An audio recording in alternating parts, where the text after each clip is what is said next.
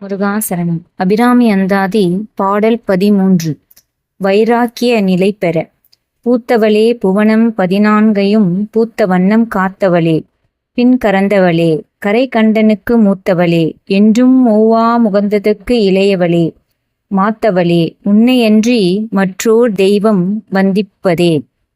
இப்பாடலின் பொருள்: உலக 14 பெற்றவளே, எப்படி பெற்றாயோ அப்படியே உலகத்தை காப்பவளே, பின்பு ஏதோ ஒரு காரணம் கருதி உலகத்தை உன்னில் அடக்கி கொண்டவளே, கரை கண்டனுக்கு ஆழகால விஷத்தை உண்டதால் கரை எனப்பட்டது, மூத்தவளே, ஆதி சக்தியிலிருந்து சிவன், பிரம்மா, விஷ்ணு முதலானோர் தோன்றினார்கள் என்பது வரலாறு.